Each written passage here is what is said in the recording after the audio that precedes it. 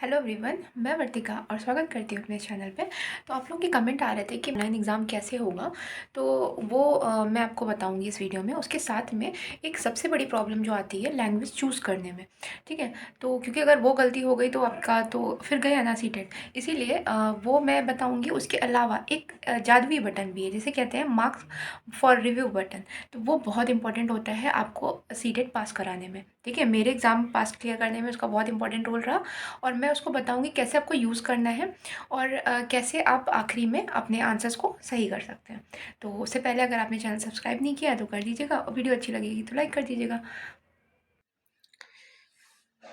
तो सबसे पहले जब हम एग्ज़ाम देने जाते हैं तो हमारे पास ये विंडो आती है, ठीक है? यहाँ जॉन स्मिथ साहब की फ़ोटो लगी हुई है और जब आप जाएँगे तो आपके सिस्टम में आपकी यहाँ फ़ोटो मिलेगी। अगर आपकी फ़ोटो नहीं है तो आपको इन्विजिलेटर को तुरंत इन्फॉर्म करना है, ठीक है?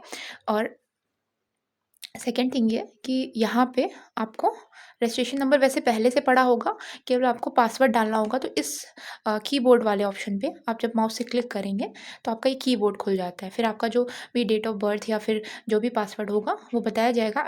इन्विजिलेटर से इन्फॉर्म कर सकते हैं, अदरवाइज़ उसमें लिखा होता है कि ये पासवर्ड है। तो यहाँ से हम 2 से जो भी आपका पासवर्ड है यहाँ से क्लिक करते हैं और देन साइन इन करते हैं।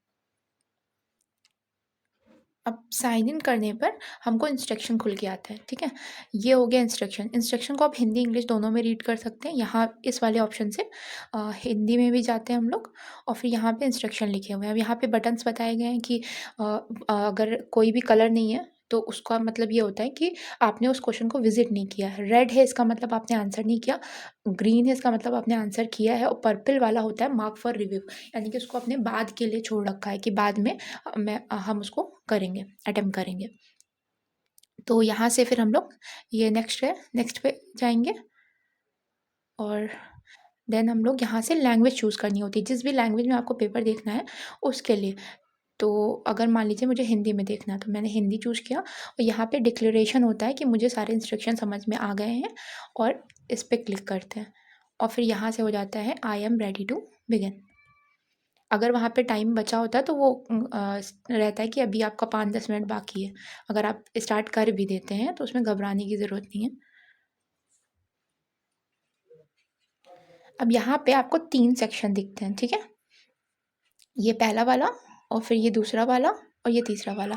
तो पहले सेक्शन में 3 जो कॉमन पेपर होते हैं वो मतलब सेम रहते हैं। पहला होता है चाइल्ड डेवलपमेंट का पेपर, तो ये पहले वाले सेक्शन में चाइल्ड डेवलपमेंट, मैथमेटिक्स और एनवायरनमेंट साइंस। जब आप चाइल्ड डेवलपमेंट ख़त्म करेंगे, यहाँ पे देखिए आपको सारे जब सारे आप अटेम्प्ट कर लेंगे तो आप इधर नीचे भी जा सकते हैं। ये देखिए, ठीक है? अगर आपने 30 आउट ऑफ 30 अटेम्प्ट कर लिए देन आपको मैथमेटिक्स और फिर एनवायरनमेंट, ज़रूरी नहीं है कि आप इसी सीक्वेंस में करें, आप आगे पीछे भी कर सकते हैं। तो अगर मान लीजिए इसका आंसर ये होना था तो मैंने इस पे क्लिक किया एंड सेव एंड नेक्स्ट, ठीक है? अब सबसे ज़्यादा दिक्कत होती है लैंग्वेज वाले में। अगर लैंग्वेज में आपने गलती कर दी तो फिर कोई मतलब नहीं है पेपर देने का, क्योंकि एकदम बेसिक सा चीज़ है।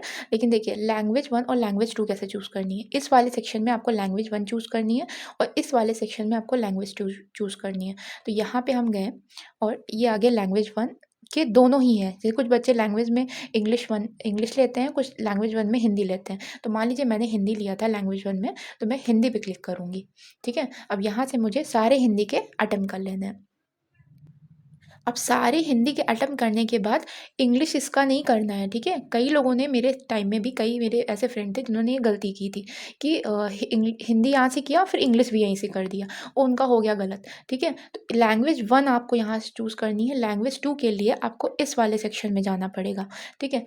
तो लैंग्वेज 2 के लिए हम इस सेक्शन में गए और इस सेक्शन में देखिए दे रखा है हिंदी और इंग्लिश फिर से दे रखा है। तो लैंग्वेज 2 पे मैंने इंग्लिश लिया था, तो यहाँ से हो गया इंग्लिश चूज़ और फिर मैं इंग्लिश के सारे अटेम्प्ट कर लूँगी, ठीक है? तो इस तरीके से होता है। अब यहाँ पे बहुत इंपॉर्टेंट चीज़ बताने जा रही हूँ कि आप यहाँ से देखिए जो आई बटन है, आप यहाँ से चेक भी कर सकते हैं आपने कितने क्वेश्चन अटेम्प्ट किए हैं, इधर साइड साइड से भी।